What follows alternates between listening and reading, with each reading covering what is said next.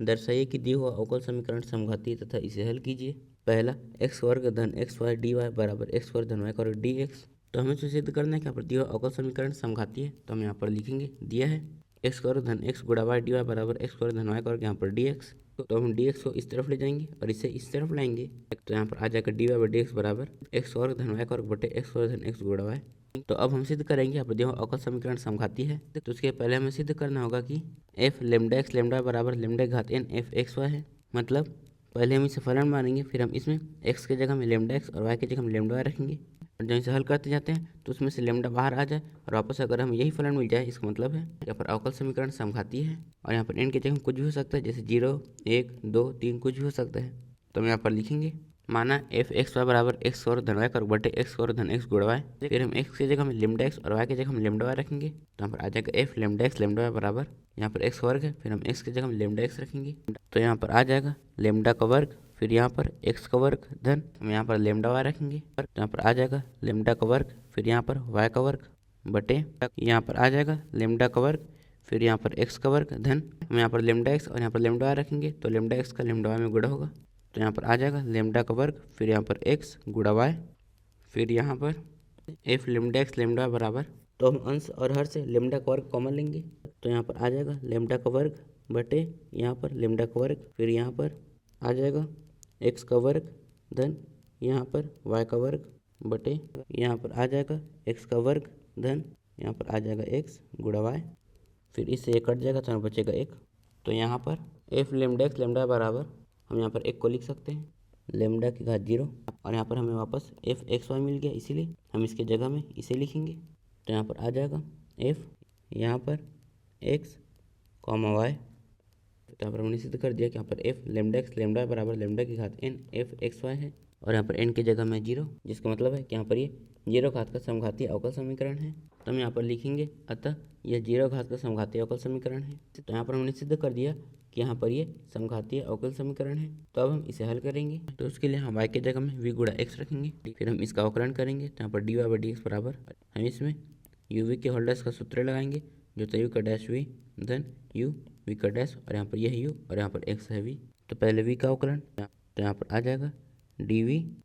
By यहाँ पर dx, फिर यहाँ पर गुणा में आ जाएगा x धन x का अवकलन, तो यहाँ पर आ जाएगा 1 गुणा यहाँ पर v, फिर v का 1 में गुणा, तो यहाँ पर आ जाएगा v, और यहाँ पर यह है हमारा समीकरण 1, यह है हमारा समीकरण 2, और यह है हमारा समीकरण 3। तो हम समीकरण 2 और समीकरण 3 समान समीकरण 1 में रखेंगे, तो यहाँ पर हम लिखेंगे तो समीकरण 2 और 3 समान समीकरण 1 में रखने पर, तो यहाँ पर डी वाई डी एक्स बराबर ये है, इसीलिए हम इसकी जगह में इसे लिखेंगे। तो यहाँ पर v धन एक्स गुणा d v by d x बराबर हम y के जगह में इसे लिखेंगे, तो यहाँ पर आ जाएगा x का वर्ग धन यहाँ पर v का वर्ग, फिर यहाँ पर x का वर्ग बटे यहाँ पर आ जाएगा x का वर्ग धन फिर यहाँ पर आ जाएगा v गुणा x, फिर हम x का इसके अंदर गुणा करेंगे, तो यहाँ पर आ जाएगा x का वर्ग, फिर यहाँ पर v, फिर हम अंश और हर से x का वर्ग कॉमन लेंगे, तो यहाँ पर आ जाएगा, तो यहाँ पर v धन x गुणा d v by d x बराबर यहाँ पर x का वर्ग बटे यहाँ पर x का वर्ग, फिर अंदर में 1 धन यहाँ पर v का वर्ग बटे यहाँ पर 1 धन यहाँ पर v, फिर इससे ये कट जाएगा, फिर हम v को इस तरफ ले जाएंगे, तो यहाँ पर x गुणा d v by d x बराबर, तो यहाँ पर बचा है 1 धन v का वर्ग बटे 1 धन v, फिर यहाँ पर v इस तरफ आएगा, तो यहाँ से ऋण में आ जाएगा v, और v की हर में कुछ नहीं, इसका मतलब है कि और v के हर में है 1, तो यहाँ पर x d v by d x बराबर हम 1 का इसमें और इसका इसमें गुणा करेंगे, तो पहले इसका इसमें गुणा होगा, तो यहाँ पर आ जाएगा 1 धन यहाँ पर v का वर्ग, फिर हम इसका इसमें गुणा करेंगे, तो यहाँ पर आ जाएगा v धन यहाँ पर v का वर्ग, फिर ऋण का इसके अंदर गुणा होगा, तो यहाँ पर आ जाएगा ऋण v ऋण यहाँ पर v का वर्ग बटे फिर इसका इसमें गुणा, तो यहाँ पर आ जाएगा 1 धन यहाँ पर v, फिर इससे ये कट जाएगा, तो यहाँ पर x d v by d x बराबर यहाँ पर बचा है 1 ऋण v और यहाँ पर 1 धन v, तो यहाँ पर आ जाएगा 1 ऋण यहाँ पर v बटे 1 धन यहाँ पर v, फिर हम x और dx को इस तरफ ले जाएंगे और इसे इस तरफ लाएंगे, तो जब ये इस तरफ आएगा तो ये पलट जाएगा, तो यहाँ पर आ जाएगा 1 धन यहाँ पर v बटे 1 ऋण यहाँ पर v, फिर यहाँ पर आ जाएगा dv बराबर यहाँ पर आ जाएगा डी एक्स बटे यहाँ पर एक्स। तो यहाँ पर हमने v वाले को एक तरफ और x वाले को एक तरफ कर लिया, इसीलिए अब हम इनका समाकलन करेंगे। तो यहाँ पर हम इसका आसानी से समाकलन कर सकते हैं, लेकिन इसका नहीं, इसीलिए पहले हम इसे सरल बनाएंगे। तो उसके लिए हम अंश में एक जोड़ेंगे और एक घटाएंगे। तो यहाँ पर समाकलन, यहाँ पर एक धन v धन एक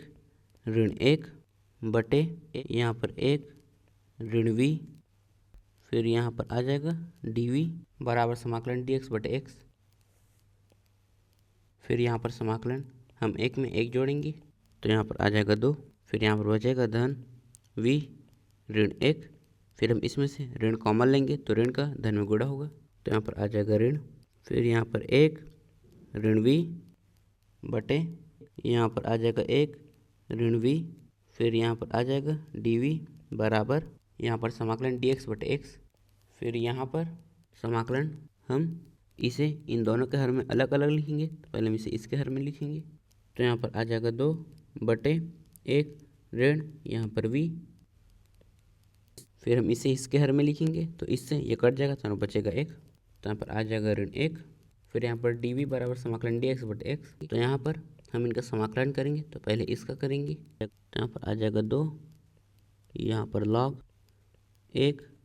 ऋण v, फिर हम इसका बटे में अवकलन करेंगे, तो यहाँ पर आ जाएगा ऋण 1, और हम 2 log 1 ऋण v बटे ऋण 1 को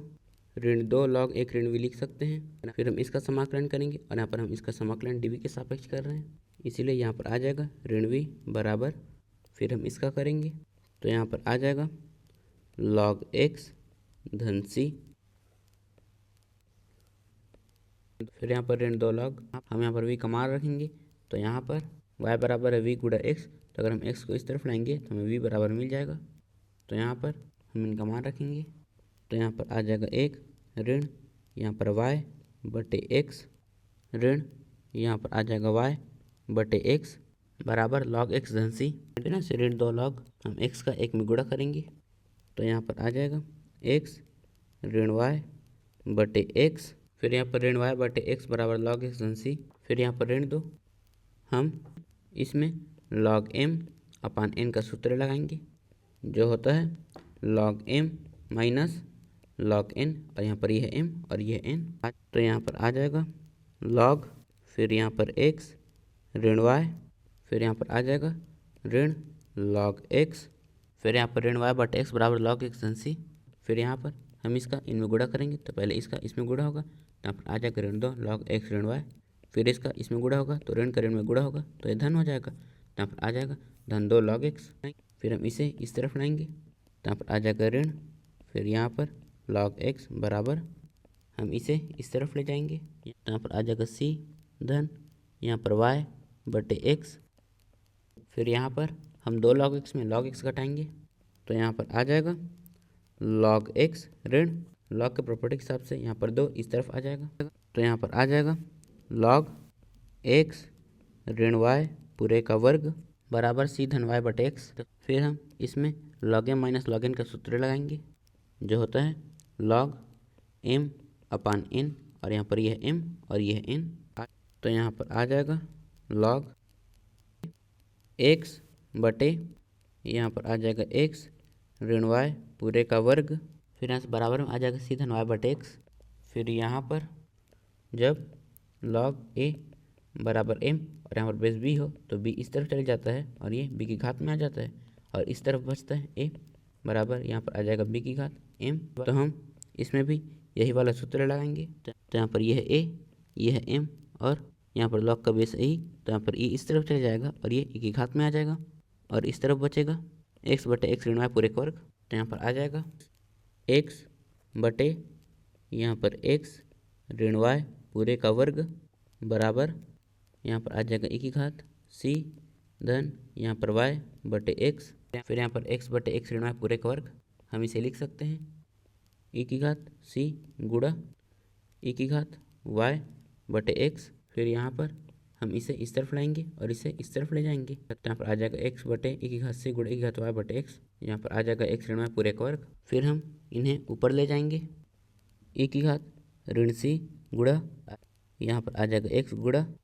e की घात ऋण y बटे x, बराबर यहाँ पर एक्स ऋण वाई पूरे का वर्ग। हम इसे पहले लिखेंगे, यहाँ पर आ जाएगा एक्स ऋण वाई पूरे का वर्ग बराबर, यहाँ पर एक घात ऋण सी ये कांस्टेंट है, तो हम यहाँ पर इसे कोई और कांस्टेंट मान लेते हैं। यहाँ पर हम मान लेते हैं कि यहाँ पर एक घात ऋण सी बराबर कैपिटल सी है, तो हम इसके जगह में कैपिटल सी लिखेंगे। तो यहाँ पर आ जाएगा कैपिटल सी गुणा एक्स, फिर यहाँ पर एक ही घात